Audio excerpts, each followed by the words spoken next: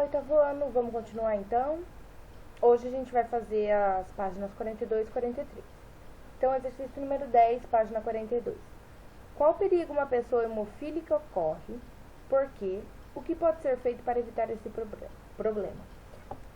Pessoal, a pessoa hemofílica, ela tem deficiência nas plaquetas, tá? Então, o perigo que a pessoa corre é que qualquer ferimento, um pequeno ferimento, né, pode fazer uma pessoa hemofílica sangrar muito, tá? E isso acontece porque elas não possuem um dos fatores necessários para a coagulação do sangue, que é a plaqueta, tá? Tem essa deficiência na produção da plaqueta. E o que deve ser feito? Ela deve receber, gente, transfusão de sangue, tá? Ou outros fatores sanguíneos responsáveis pela coagulação, tá bom? Exercício número 11. Complete o quadro a seguir, substituindo os números pelos antígenos e anticorpos que correspondem a cada grupo sanguíneo.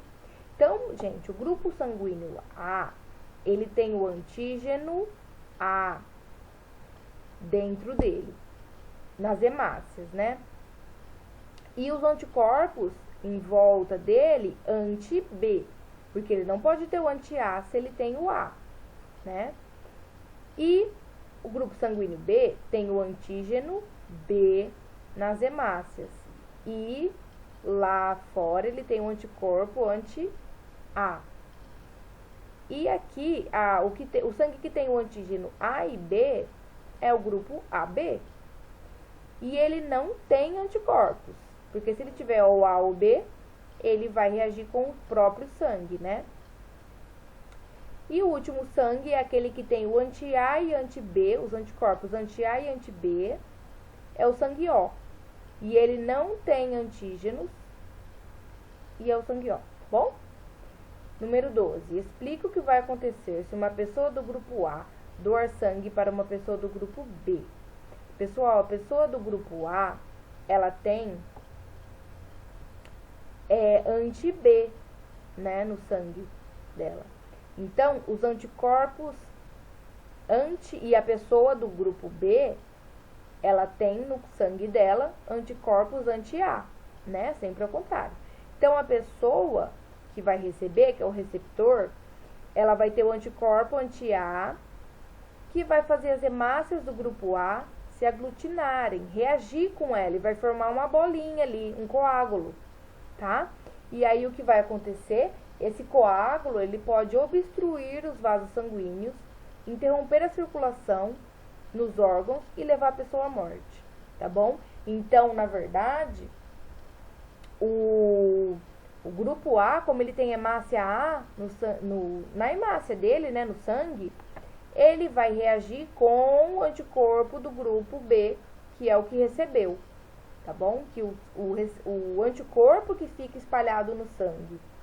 O antígeno é o que fica na hemácia, tá? Então, quando doa, você doa a hemácia. Certo? Então, vai ocorrer ali uma reação que vai obstruir os vasos sanguíneos da pessoa que recebeu, interromper a circulação, podendo levar a pessoa à morte, tá? E vamos começar o pense um pouco mais.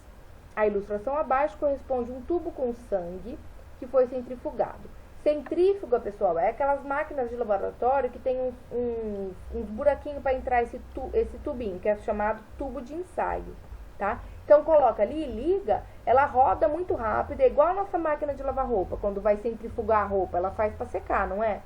Ela roda muito rápido, a água sai. Do mesmo jeito aqui, ele vai rodar, mas ele tá tampado, tá? Ele vai rodar tão rápido que o que for pesado, que são as células, vai ficar aqui embaixo, vai centrifugar. Em cima vai ficar o que for mais leve, tá? Então, as letras indicam partes do sangue. Identifique essas partes, sabendo que Y atua na defesa do corpo e Z na coagulação do sangue.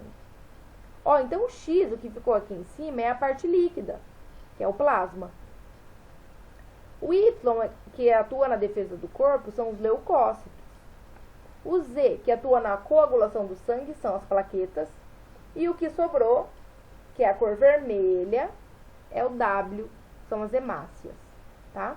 Ó, Y e Z fica nessa nesse fiozinho aqui, tá? Página 43, exercício número 2.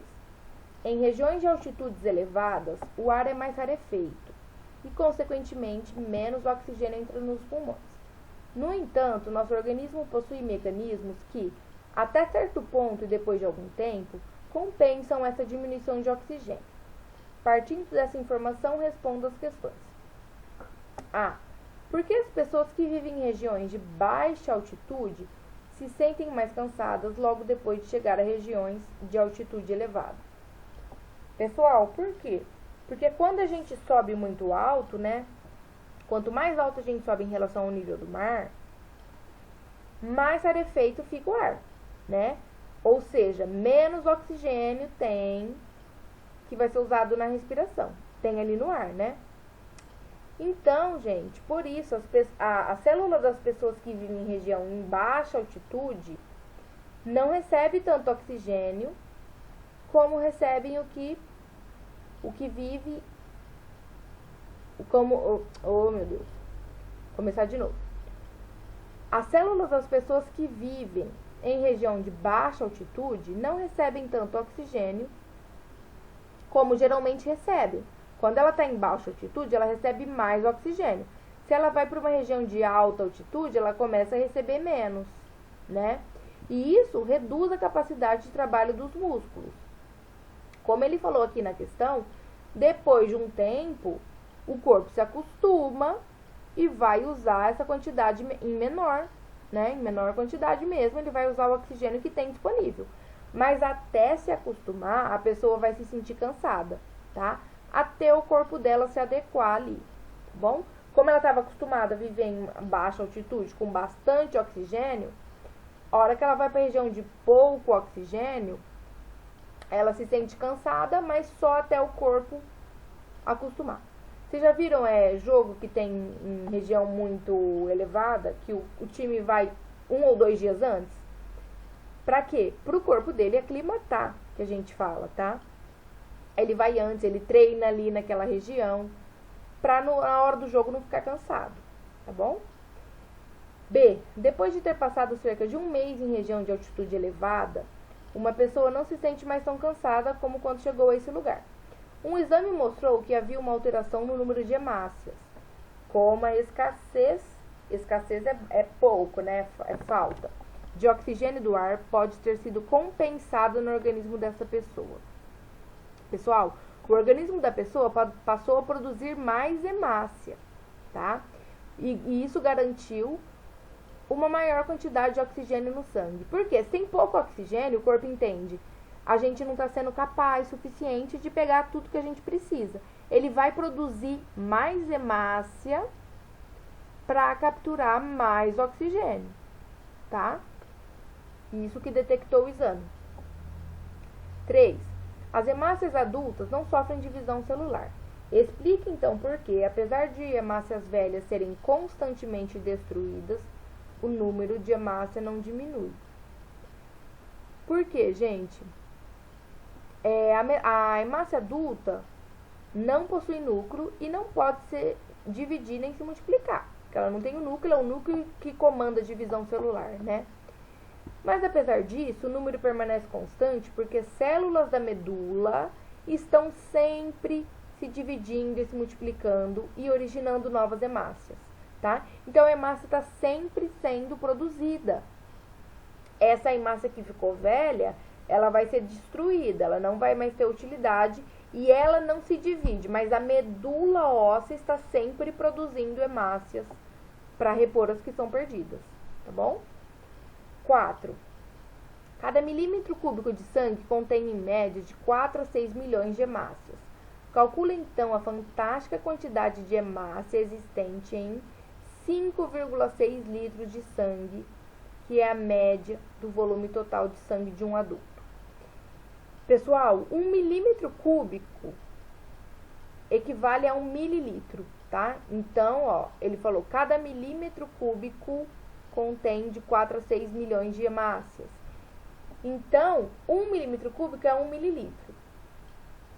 5,6 litros de sangue são 5.600 ml, né? Só transformei isso aqui para cá, tá? Então, 5.600 ml. E cada milímetro cúbico tem de 4 a 6 milhões. E cada milímetro cúbico é 1 ml. Como cada ml tem de 4 a 6 milhões de hemácias, o número total fica entre... É só você multiplicar isso daqui por 5.600. Porque 1 ml tem de 4 a 6.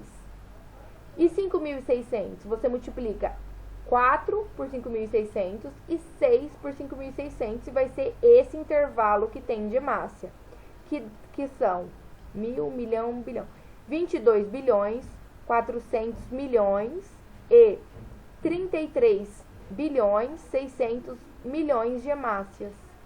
A gente tem em média, né, esse intervalo aí, tá bom? 5. O vírus da AIDS ataca um tipo de linfócito que comanda a ação de outros linfócitos. Explique por que pessoas que são portadoras do vírus da AIDS têm mais risco de morrer por causa de infecções provocadas por vários tipos de vírus e bactérias.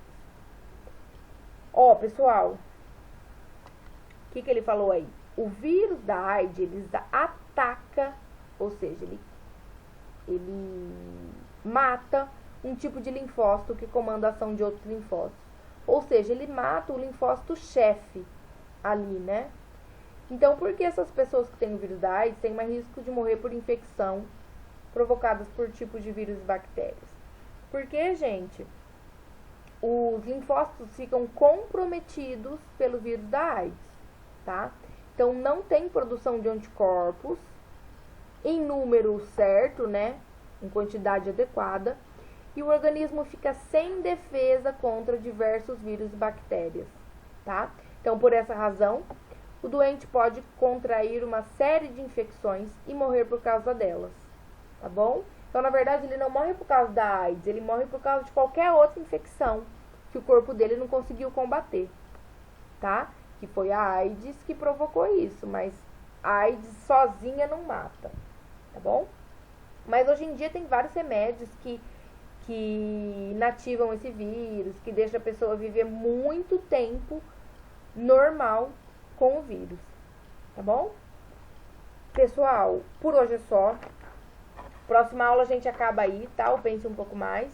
E qualquer dúvida, eu tô aí, tá? Vem falar comigo. E marca concluído lá como terminar. Beijão, tchau, tchau.